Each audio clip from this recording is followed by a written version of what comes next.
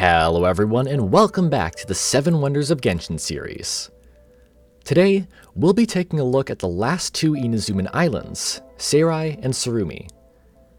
This video will only be talking about these 2 areas, so if you want to hear about the other parts of Inazuma, I already have 2 videos out for the rest of the nation. Also, if you like this video, consider subscribing. It helps me out a lot and I'd really appreciate it.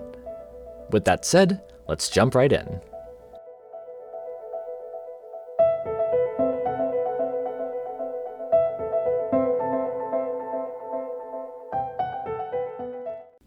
To start off, I'd like to talk about the Asase Shrine. This shrine was built long ago to suppress the lingering power of Kanna, otherwise known as the Thunderbird. She was slain hundreds of years ago on Seirai Island by Raiden A, but her regrets and hatred still remained. Soon after, the Asase Shrine would be built, with the shrine maidens working to maintain the wards around the island. The shrine was mostly run by the Asase clan, hence the name, but villagers from the nearby Kosuke village would help out as well. Offerings to the shrine were also made by the villagers. Around 500 years ago, shortly after the Cataclysm, the shrine was run by the one known as Asase Hibiki. She was one of the Yogo 3, who trained under the Yogo Tengu, with the other 2 being Kamuna Harunosuke and Mikoshi Nagamasa.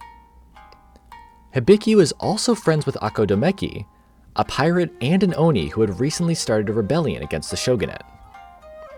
During one battle, Hibiki decided to help Domeki by using some of the true magic she learned under the Yogo Tengu to unseal the wards on Seirai Island.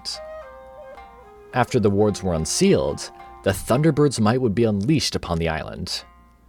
A massive electro storm swirled around Amakumo Peak, and the Thunder manifestation appeared as well. Most of Seirai Island was greatly affected by this disaster, with the exception of the Asase Shrine itself.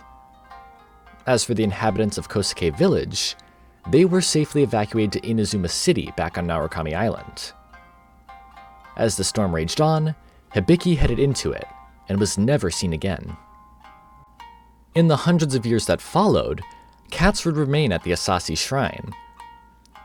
One of these cats has lived for 500 years, that being Nico, who has dubbed herself the Provisional Head Priestess. She cares for the shrine and the cats, waiting for Hibiki's return. As for the other cats, they are named after good things and people, including one named Kanbumaru, named after Takamine the Mistsplitter. Now, the next wonder for today is Akodomeki's flagship, Seiraimaru. While today this ship is beached and broken on Seirai Island, in the past it was the ship that commanded Akodomeki's fleet. The Deathless Oni of Seirai had a fleet of over 10 ships, and also wielded the polearm known as the Ketch. As for his rebellion, that began sometime soon after the settlement of Rito was built on Narukami Island. Domeki fought many battles against the shogunate army, but there is one battle that is the most important. In this particular battle, the pirates were able to defeat and steal a precious Magukenki puppet. They brought it aboard the ship named Kozuki Maru, proud of the treasure they just obtained. However, the battle at Seirai Island would take place soon after, and things went south quickly. When the storm appeared, Akodomeki went into the storm with Hibiki. He later returned, finding Seirai in ruins. After this, he vowed to fulfill Hibiki's wish of seeing the world in her place, before sailing away once more. As for the crew of Koseki Maru, they didn't have the best of luck during the battle. As a result of the storm and the strong winds, the ship was swept away all the way to the Golden Apple Archipelago. Here, it would be split into 2, with the Magukenki ending up on the center island. You could find it there during the version 1.6 run of the islands. Anyways, the crew of the ship was now stranded on these islands, with their ship destroyed. Eventually, they were able to leave the islands along with the people who were already there. Later on though, during the version 2.8 run of the islands, their ship gained sentience thanks to a Fatui machine, and was given the name Mitoboru by Paimon. The traveler was able to help Mitoboru uncover his real name, but unfortunately he would lose sentience soon after, leaving his legacy to remain in the Golden Apple Archipelago. Anyways, let's get back to Seirai Island to talk about the next wonder.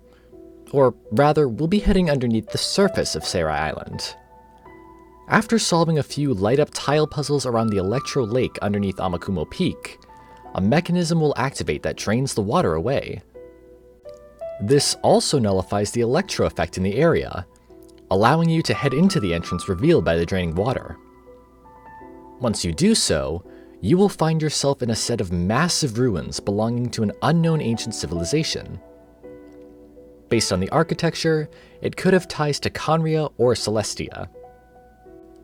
The design matches those of ruins found in Dragonspine, Araumi, the ruins of Dahri, and more, likely tying this area back to the Divine Envoy era. Anyways, this set of ruins stretches quite far down into the ground, with many layers and puzzles to be found as you descend deeper. The ruins also contain Khaenri'ah machines such as Ruin Guards and Ruin Sentinels, further hinting towards connections to the ancient nation. Either way, the unique puzzles and maze-like design of these ancient ruins, along with the amount of treasure to be found, makes it a place you should definitely check out. Heading back up to the surface though, I'd now like to talk about the centerpiece of Seirai Island. This is Amakumo Peak, and while it isn't exactly in one piece anymore, it still is a sight to behold. These days, it looks less like a mountain and more like a crater, which is a result of the wards on the island being unsealed. When this happened, the lingering hatred and regret of the Thunderbird was unleashed, causing a massive electrostorm that has plagued the island ever since. This storm resulted in the Bale Thunder phenomenon spreading across the island, and it also forced the inhabitants of the island to leave. The storm still rages on to this day, but the traveler was able to help weaken its intensity during the Seirai Storm Chasers questline. In this questline, the traveler made their way up Amakumo Peak, clearing out the Bale Thunder on the island along the way. This was done using the Warding Stone puzzles, which helped to reseal part of the energy. Once they reached the top of the peak, the traveler encountered the Thunder Manifestation. This monster formed as a physical embodiment of the Thunderbird's lingering emotions and was very powerful, but it was taken down. After this, the traveler obtained the Peculiar Pinion, which would be used later on during the Tsurumi Island questline. Moving over to Tsurumi Island now, the next wonder relates to the people who once inhabited this island. This tribe was the Thunderbird Civilization, and they lived long ago on this foggy island, worshipping the Thunderbird as their deity. However, due to some of their actions, the island would be trapped in a time loop, reliving its destruction over and over again. This story starts with a young boy named Rue. Rue loved to sing, but was shy about it, so he would often go into the fog to sing alone. One day, the great Thunderbird would come down to hear his singing, as she found it enjoyable. The two would become friends, with Rue even giving her the name Kanna. They would then part ways, with Rue promising to sing to her again. However, this would not happen. The situation on Tsurumi Island was getting worse, with some of the people even leaving and heading into the so-called Sea of Darkness. Wanting to bring them back and help save the island, Rue offered himself as a sacrifice. The priest Mata, who was also Rue's father, agreed, as he knew that Rue was favored by the Thunderbird. So, Rue would be sacrificed at the Moshiri ceremonial site, and his blood would be put into a golden goblet. This goblet would then be placed on a sacrificial altar within Mount Kanna, where the Thunderbird would find it. She was enraged by what she saw, as she thought of his death as the murder of an innocent rather than a sacrifice. Filled with sorrow and grief, she sent out countless bolts of lightning onto the island, killing everyone in the tribe. She then placed a curse on this island, which trapped it in the time loop. After that, she would leave Tsurumi Island behind and venture off to other lands. An unknown amount of time later, the Thunderbird would arrive at Seirai Island. However, she was now seen as a monster and would be swiftly killed by Raiden A. Her power would then be sealed at Asase Shrine, where it grew regretful over time. Now, the next wonder on this list is the crown jewel of Tsurumi Island, Mount Kanna. This hollow mountain is where the Thunderbird would often dwell, causing it to be off-limits for the people of the Thunderbird Civilization. Towards the end of the Through the Mist questline, we travel here with Ryu. Ryu was trapped within the time loop as well, but unlike others in the tribe, he was able to see the changes in the world around him. These included the presence of Hilichurls and Rift Hounds, and also the traveler's arrival on the island. Anyways, when we enter Mount Kanna with him, we encounter another thunder manifestation. We are able to defeat it, but this doesn't lift the curse just yet. The traveler decides to use the peculiar opinion we obtained back on Seirai Island to try and figure out what will lift the curse. This idea works, and we find out that in order to break the curse, Ryu must sing to Kanna once more. However, the remnants of Kanna's power were over on Seirai Island, and Ryu was bound to stay on Tsurumi Island due to the limited range of the time loop. Fortunately, we are able to get around this using the peculiar opinion once again. This feather has the Thunderbird's power, and since the time loop was caused by the Thunderbird, it is able to allow us to bring Ryu over to Seirai Island. Here, Ryu sings to Kanna once again, allowing the curse to finally be lifted. We return back to Tsurumi, seeing that it has been cleansed of the curse. Ryu was excited to see the outside world, but he decided that he would rest for a bit. Unfortunately though, since the time loop was ended, he would soon pass on. The traveler decides to keep the peculiar opinion with them though, as a part of Ryu was now within it. This way, Ryu would be able to travel the world alongside the traveler, going to various nations and seeing so many beautiful things. Although people don't live there anymore, Tsurumi Island is now free from the time loop, allowing Ryu and everyone else to finally rest. Anyways, it is now time for the last wonder on today's list. Underneath the waters between Shirikoru Peak and Seirai Shrine, you will find some more ancient ruins. These ruins were here long before the Thunderbird Civilization, and just like the ones underneath Seirai, they are likely from the Divine Envoy era. These ruins also contain a variety of ruin sentinels, and would then share connections to both Khaenri'ah and Celestia.